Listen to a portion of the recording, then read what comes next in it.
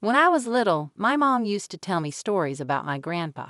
He started with nothing and built a business that could have made us rich, but we never saw any of it. I didn't understand why until I got older and learned about the problems with his will. "Linda, your grandpa was a tough guy," my mom said one chilly evening. We were sitting at our small kitchen table with lukewarm tea. The heater was broken again, and the landlord was slow to fix things.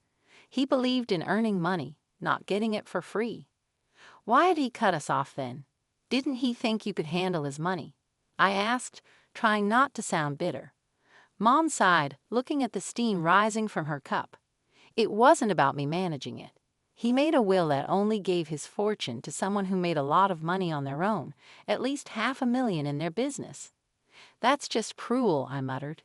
It seemed like a game set by a man who loved his money more than his family. "It was his way or the highway," Mom continued. "When I argued with him, he almost did to sound me. He said if I was any good, I'd make my own way without his help." The unfairness of it all bothered me. We were struggling to save every penny while someone else was enjoying what should have been ours. Ever since I was a kid, I had a knack for making money.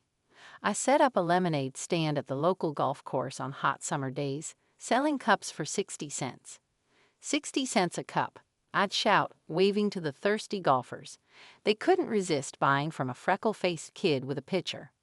"You sure know how to hustle, kiddo," an old golfer named Brian once told me, chuckling as he handed over his change. "Keep that up, and you'll be a tycoon one day." I grinned and pocketed the coins, just saving up for something big. I'd say always thinking about the next big thing, and it wasn't just lemonade. I made homemade baubles and bracelets from beads I found at the dollar store. I sold them anywhere I could: neighborhood block parties, school events, even in the front yard during garage sales. Trading wasn't just fun, it felt like I was meant to do it. "Linda's got her own little business empire going," my mom would joke to her friends, with a hint of pride in her voice that made me stand a little taller. But it was sewing that really took off. When I bought an old sewing machine from a garage sale, it felt like all my Christmases had come at once. Teaching myself to sew wasn't easy. The machine was tricky, and online tutorials weren't always clear, especially when the internet connection flickered. But I stuck with it. Soon I was turning boring thrift store finds into trendy outfits. "Linda, is that the same shirt you wore last week?" Karen sneered one day at my locker. "Looks different." "Yep, gave it a little makeover," I said, slamming my locker shut. "You should try it sometime. Might improve your attitude." She scoffed and walked away, but a couple of other girls stayed. "That was really cool what you did with your shirt. Could you do mine?" One of them asked with a shy smile. "Sure thing, bring it tomorrow," I replied, my heart swelling with pride. Word got around, and soon I was taking custom orders. It wasn't just pocket money anymore, it was real business. People paid good money for unique items, and I was happy to provide them. One sunny afternoon, I took my latest creations to the local street fair. I set up a rickety table, laid out my clothes, and waited, heart thumping with excitement. "You think people will buy these?" my friend Gary asked, eyeing the passers-by skeptically. "They'd be crazy not to," I shot back, confidence bubbling. And buy they did. My table was swarmed, and I barely had time to collect the money and hand over the clothes. Amidst the chaos, a guy approached, his car keys jangling. "Hey, my car broke down a block from here. Saw your stall. This stuff yours?" he asked, nodding at my display. "Yeah, all made by me.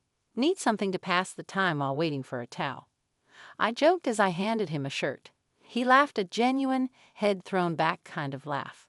"Actually, I was wondering if you do men's stuff too."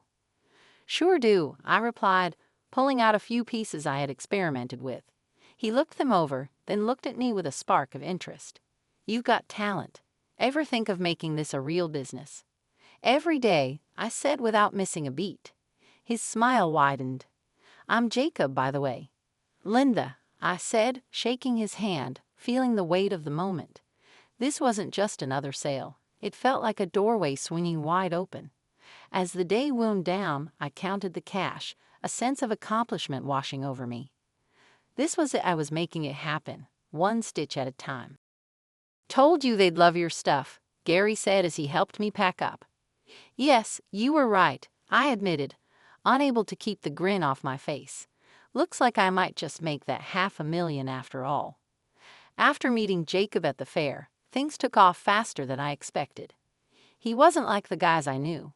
He came for money, but had a way of making you forget about that. He had this laid-back vibe, always laughing and making plans. We started seeing each other more, and soon we were seriously dating. One day he said, "Linda, I think it's time you met my parents." The thought alone made my stomach churn. I knew his folks came from old money, the kind that looked down on people like me. "Are you sure?" I asked, my voice tense. "I don't think they'll like me much." Jacob laughed it off. "They'll love you. Don't worry so much." The drive to Jacob's parents' house felt like the longest ride of my life. Jacob kept talking about mundane stuff, probably trying to ease the tension, but my stomach was in knots. We turned into a long driveway, and there it was, a massive house that looked more like a museum than a home. We walked up to the grand entrance, and the door swung open before we could even knock. There stood Jacob's mom, Mrs. David, impeccably dressed, making me feel underdressed, despite my careful choice of outfit. "Jacob, darling," she exclaimed, pulling him into a hug, then turned to me with a polite smile that didn't reach her eyes. "And you must be Linda. We've heard so much about you." Her words sounded warm, but her tone was not. I forced a smile. "Thank you for having me, Mrs. David." Jacob led me inside, and that's when Mr. David appeared. He was a tall, stern-looking man with a firm handshake that felt more like a test than a greeting. "Linda, a pleasure," he said, his voice deep and unemotional. We moved into the living room, which was as grand and cold as the rest of the house. Everything felt stiff and formal. We made small talk, or at least they did. I mostly nodded and smiled, feeling out of place. Dinner was served in a dining room straight out of a magazine, with crystal and fine Germany that looked like it should be locked up in a display case, not used for eating. We sat down, and that's when the real interrogation began. "So, Linda, Jacob tells us you're into fashion design," Mr. David began, eyeing me like I was a problem he needed to figure out. "Yes, I run a small business. I design and sell clothing," I responded, trying to keep my voice steady. "I'm self-made then." "How entrepreneurial," he commented dryly. His tone suggested it was less of a compliment and more a check mark on a list of curiosities. Mrs. David chimed in with a smile that felt more like a wince. "And your family, dear, what do they do?" "Well, it's just me and my mom. She's a nurse," I said, feeling the weight of each word. "Oh, I see," Mrs. David replied, exchanging a glance with her husband that I couldn't quite read. The conversation stumbled along until coffee was served, and then Mrs. David's polite mask slipped. "Linda, I must be honest. We have certain hopes for Jacob, and his partner's background is important to us. It's essential for maintaining the family's reputation and legacy." She finally put her fork down and said flatly, "Well, it's clear you've done quite a bit despite your background, but I don't think you're suitable for our son.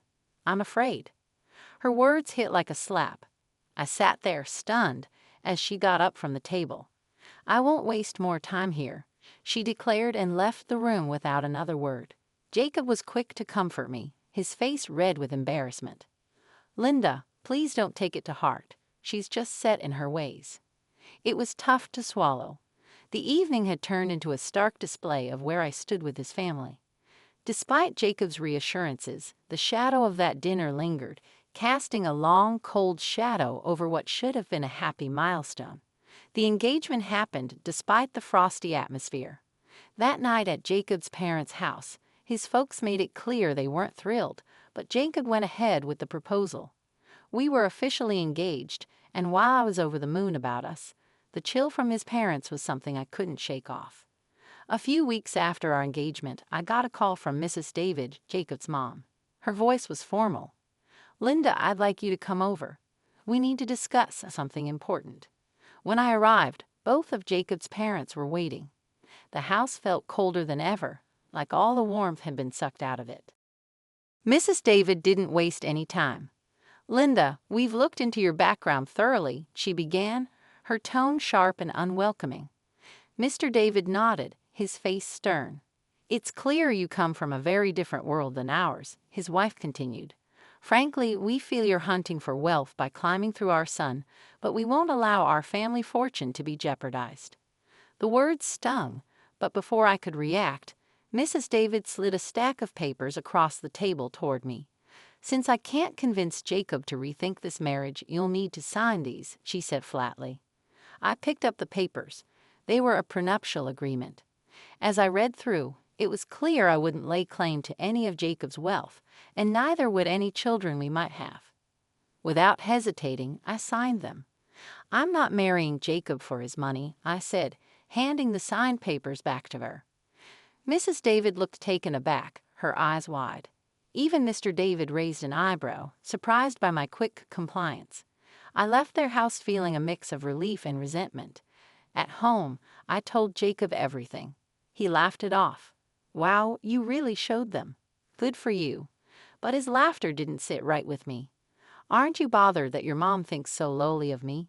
She humiliated me, Jacob." He shrugged, still smiling. "I get why you're upset, but you know how Mom is. She has her reasons, and well, she's not completely wrong to worry, right?" His words felt like a slap. Not only had his mother insulted me, but now Jacob was subtly defending her. It hurt, realizing that maybe he wasn't entirely in my corner. A year after our engagement, as the wedding drew closer, my life was a whirlwind of excitement and stress. My business, a sportswear brand, was growing. I had started my business from scratch, and it was finally taking off. It was thrilling to see my designs being worn and loved. I had saved enough money to expand and take on bigger challenges. As for the wedding, I wanted something simple and intimate, but Jacob had other ideas. He dreamed of a big celebration. "Linda, we're only doing this once. Let's make it big," he'd say with that grin that made it hard to argue. So I agreed, and we planned a grand event. I ended up splitting the bill for a grand venue, exquisite catering, and a band that could keep our guests dancing all night. I managed to snag some deals, haggling for discounts wherever I could. Old habits die hard. The wedding day was perfect, at least on the surface. Our guests seemed to have the time of their lives, and Jacob and I couldn't stop smiling. We were floating, caught up in a bubble of joy. But not everyone was caught up in the festivity. Throughout the evening, I caught Jacob's parents whispering, their faces showing disapproval. His mother, ever the social butterfly, floated around the room, dropping hints about her worries that I was after their family wealth. I overheard her telling a group of relatives, "It's all very extravagant, isn't it? I just hope she understands the value of money, not just spending it." Her voice was loud enough to carry, and her words stung more than I expected. After the wedding, things didn't settle down. Jacob's mom posted on social media, lamenting that Jacob had married someone like me. She wrote about her fear of losing her son to a woman who, in her eyes, wasn't worthy. Reading those words hurt.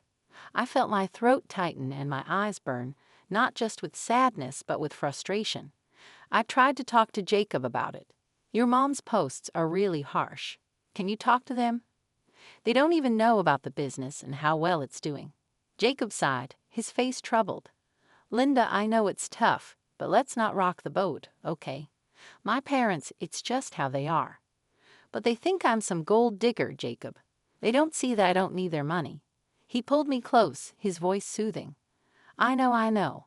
But let's just ignore it for now. They'll come around. They just need time to see what I see." I nodded, not convinced but exhausted from the argument. I agreed to let it go, not because I thought he was right, but because I was too tired to keep fighting. I was too tired to fight. It was easier to focus on my business, putting my energy into something positive, something that was mine. Despite the personal turmoil, my business kept growing. Orders poured in, and my brand gained a following. I was doing interviews, photo shoots, and even talking about partnerships. My days were packed, and I thrived on the hustle. The evening of the charity dinner arrived, held at a fancy hotel downtown. The event was all about supporting sports programs for kids and teenagers. As the main costume designer, I had decided on a blue and white theme that matched not just the decor, but some of the latest pieces from my sportswear line. Jacob and I walked into the grand hall, a room buzzing with well-dressed guests and shimmering lights. I was nervous but excited to see my designs showcased in such a grand setting. That excitement quickly soured when we spotted his parents across the room. Their cold stares cut right through the warmth of the bustling crowd. Jacob noticed but said nothing. Their blatant disregard stung me deeply, but I bit my lip and kept walking. As guests began to arrive, I circulated the room, chatting and networking. Jacob was by my side, his usual charming self, but I could tell he was a bit overwhelmed by the scale of the event. "You're really pulling out all the stops, huh?" Jacob commented as we watched the crowd from a distance. "Go big or go home, right?" I replied with a wink. "Linda, you've outdone yourself," a familiar voice said from behind me. Turning around, I saw a local sports celebrity who'd worn my designs before. "These uniforms are fantastic." "Thanks so much. Enjoy the evening," I smiled, handing them a business card. "Let's catch up soon." The event was buzzing, the atmosphere electric with enthusiasm and goodwill. Then the moment of truth arrived. The host took to the stage to thank the sponsors, and my heart raced as he started to speak. We hadn't been seated long when the evening's presenter took the stage to kick off the event. The atmosphere was lively, filled with applause and cheer. My heart raced with pride and anxiety as my name was announced as one of the main contributors. I'd like to extend a special thank you to Linda, whose generous donation of over $500,000 made tonight possible. The presenter boomed through the microphone. The room erupted in applause, but it was abruptly pierced by a shriek from Mrs. David, Jacob's mother. "Absolutely not," she screamed, drawing all eyes to her. The room fell into a shocked silence. Mrs. David demanded a microphone, and once it was handed to her, she didn't hesitate. "This is preposterous. Linda couldn't possibly afford this. She's nothing but a poor beggar using my son's money. She's a cunning predator sneaking into our family to bankrupt us." Her words echoed through the hall, venomous and loud. The presenter, taken aback but composed, quickly tried to correct the situation. "Mrs. David, I assure you, you are mistaken. Linda's company is extremely successful and fully capable of such generosity. I know this firsthand." The crowd murmured, the tension palpable. Then, in an unexpected move, the presenter passed the microphone to Jacob, hoping he would clear the air. Jacob's face was a mix of embarrassment and conflict. He glanced at his parents, then at me. His voice was barely a whisper as he spoke into the mic. "I have nothing to say." And with that, he walked over to his parents, leaving me standing alone amidst a sea of whispers. The weight of the moment settled heavily on my shoulders. I felt exposed and humiliated, not just by the accusations, but by Jacob's refusal to defend me and affirm the truth about my success. The pride I had felt in my contribution was tarnished, overshadowed by the drama unfolding around me. Stepping into the spotlight, I approached the microphone, my heart pounding but my resolve clear. "Good evening, everyone. Thank you for being here tonight." I started, my voice steady despite the tumble of emotions. "Tonight I'd like to share something very personal about my journey." The room fell silent, all attention on me. I started as a street entrepreneur, not just to make ends meet but driven by a dream. That dream led to the creation of a sportswear brand that many of you know now. Pausing, I looked around, meeting the eyes of young athletes and seasoned businessmen alike. When my company's profits hit $500,000, I fulfilled a promise to a very special person, my grandfather. I continued, my voice growing stronger.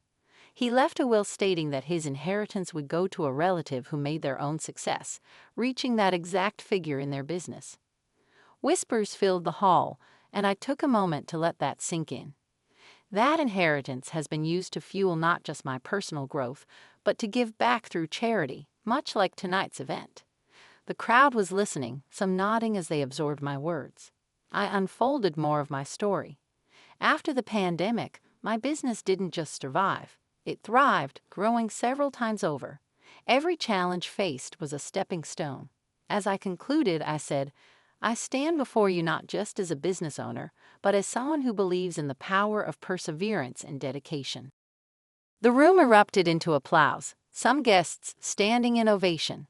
I scanned the crowd, seeing faces light up with respect and admiration. My eyes briefly caught Jacob's parents. Their expressions, once haughty, now showed disbelief and embarrassment. They quietly exited the hotel. Jacob, looking equally shaken, tried to approach me, muttering an apology. "Linda, I just shook my head and walked past him, my emotions a mix of triumph and heartache. I needed space, not just from the evening's drama, but from everything. I decided to stay at the hotel that night, alone with my thoughts. Later, as I sat in the quiet of my hotel room, my phone rang. It was Mom. Her voice was thick with emotion. "Honey, I saw everything. I just want you to know how proud I am to see you stand up there, telling your story, reclaiming your truth. You're everything I hoped you'd be." After spending a night at the hotel to clear my head, I returned home. The place felt different, heavier somehow, as if the walls themselves held the tension from the last few months. Jacob was there waiting. As soon as he saw me, he tried to apologize again. "Linda, I'm so sorry about everything. Can we just forget all this and start over?" he pleaded, his voice desperate. I shook my head, the decision heavy on my heart but clear in my mind. "Jacob, I can't. I don't want to be with someone who can't stand up for me, who sides with his parents over his wife. It's not just about last night. This has been building for a long time." His face fell, and he reached out, but I stepped back. "I'm filing for divorce," I said firmly. I didn't wait for his response.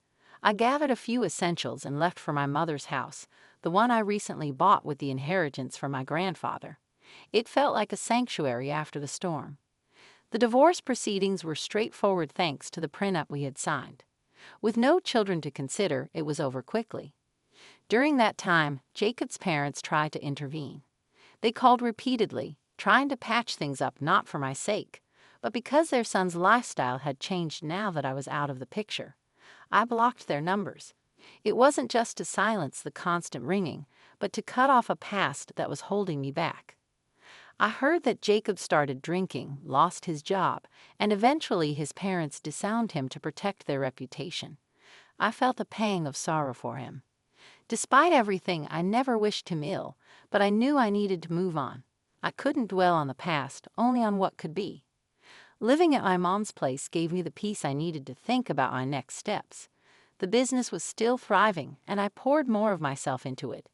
It wasn't just to distract from the divorce, but to build a stronger future. One evening, sitting in the garden my mom and I had started together, she turned to me with a soft smile. "You did the right thing, Linda. It's tough, but you're tougher, and I'm here always." "Thanks, Mom, I know. It's just a lot to process," I replied, feeling the weight of her support. "As long as you remember that you're not just surviving, you're building, learning, and growing. That's what matters," she said, squeezing my hand. She was right. The end of my marriage wasn't just an ending. It was a gateway to a new chapter. A chapter where I could make decisions without second-guessing if someone had my back. A chapter where I could stand on my own, not just as a successful businesswoman, but as a person reshaped by her experiences.